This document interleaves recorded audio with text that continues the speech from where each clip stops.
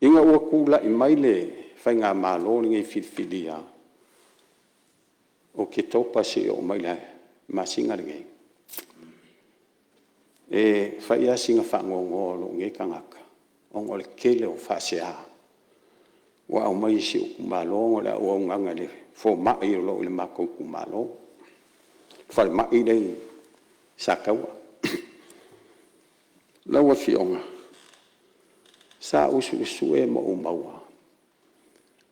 O le kele o ngai ainga mangai kangaka ao kul fale mai. E le se fo mai. A e ai fo le fo mai. E le mwhainga sawa ai mai. Ai whakongu mai kingi fo mai nunga ke le fo. O le mea mongi ale. O isi fo i o whangaua. Mādidi wong o le leanga o le. O nganga. O kere kua ia.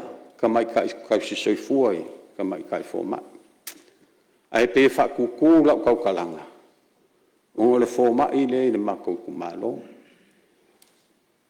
O le kala fo i le mako kumalo. O le koe manga o le fo mai le. O kele fo ingai. Kangaka makua ua. Whanga o le soifua o le whakamala. Kele o kaime o koe le ise fo mai. Le vai aso len ke ngei. Ngā longo mai e ia ua. O keru le whale mai o lo o. Ki ngā inga si o kua. O kela kul whale mai o le whamanga wale o kisengi. O whesidi. Whamole mole po i ese fo mai. E le e fo ise fo mai. O ngā o whesidi le ka mai kai fo mai. Koko. Whakse whamole mole a. O whe o i er kako fo mai. E whe mai le kala ka mai kai. O le alu ia pia e whaila ngā onga. Ngā alu ale kai mea kuko kasi. O le wanga umar kuko kasi. A le ale se fo mai. Ngā alu akungi fo ili sia di iwi. Ka ua koe kia. Ngā alu le whale mai e vai. Ai lako. Ele fo se fo mai. Laua fionga le mingska. Mamadu le makanga luenga. Laua fionga le pale mia. O le manga onga le mako kumalo le koe manga o le fo mai le. Tangi tala le a fionga le sui maru. Ma tatu te langona umalawa. A fai ua tua le malo, usufono nisio, o toa le tu malo ona, o le vale tu lima, o le whaatua tuanga, ale malo, malimtanga luenga le fomai. Langona i alfa no, ma te le alo ya tole la au. Pau lea, ia talo atu. O lea le a fai vave lava si fuafuanga le fomai lea. Awa e leo so na faiva, le tu lei ese o le mana onga tu pito le ola ma le oti. Ai te tauna ia wha vave o na whaia se fuafuanga. Paua o lea, la ngona le wha no nei le o mai te au se li poti. A whai ua tele ni to atunga. Sa te tau lava na tu mai se li poti. Mai le afio anga, po o le tu malo. I tu tonu o le tato mtanga luenga o lo iai le Director General. Wha tasi ma se tasi lava o lana mtafo i tausi lea o tato whale mai whai tu malo. Il nei tu la, wo ula ngona le o tia. Au ai le ai lava se tasi e mo a me whano se soifua o umatua i tutonu se whale mai le ai. Ai talo atu, te wha mai se atu fo ina i a inga e a whapea ua o le tūlanga whapea ono le whatamala o le mtanga luenga. Ai wo a vea lea totunga ma wala lea toe matai tuhina ia fo mai malato tiuti faiva tausi i lea mtanga luenga e po lea fale mai fa tu malo e o fo i tato fale mai tele totua ma ele alo fo ile malo le tole la ile iva masina nei o le tasi nei mtanga luenga o matua ave uma ia ile matai tu al tato malo ono lea o le tele o whawhitauli. Ire nā maselaina. O le matua i tele o whawhitauli le soifua malolo ina. Le tautongo fiti nei. Taimiri nei, ova ma le sulua miliona, tupe le malo, le ave tangata i whafo. O le whesirila, o a mea kako fo ma i e. Whesirila nā. O le mea ea ua nao na ngase o le atu nuwhati tia le vale le awe.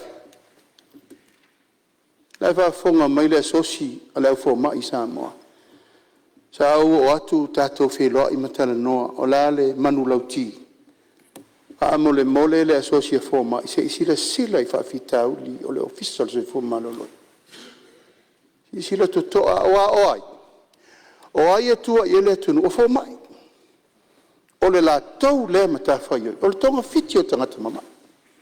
O la le malo la le mele malo e mawhai pe a whai e le ngā lulu e whātasi le matanga luenga ma fo mai o le lato matawhai o I lea o le vaai o mea ia mo le atunu. Ia o le tatalo le na o umana tātou wheloi a whaafonga mai le perestene o whale mai ma fo mai o mo Samoa o umana tātou wheloi o ma whanau tō whaafonga I la ua ngani atu. A whai sa iei whee se inga sa iei futia wa sola ma so waru. Ta umale malo, lea nau tau sau no mai. Wa valu so tau sanga leise whanua e o iei fōma.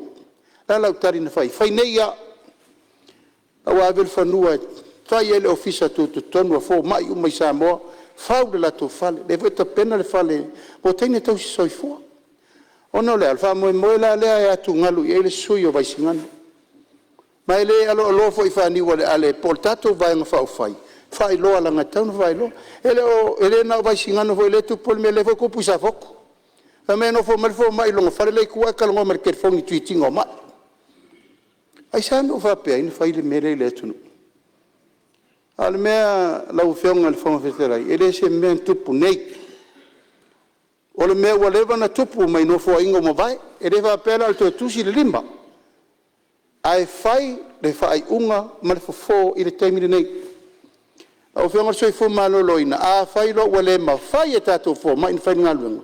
Ta tala leva no wala au tato tonga se lau min fo mai me fafo. A fai la lewa ma mai le tunu wa wale ma fai e tato nu tau abel me lea.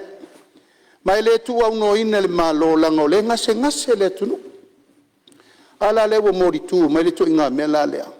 E le fia wha longo I le malo ma le fia wha longo I le tunu u me le tupu. Shoki vai la au wha le tonu masinu. Le lo loa mea. Fia ai ta lafo e le itongia. Ai alava pelo nsa e lau whionga le minsta langa I le whaingo fie ni tanga luenga.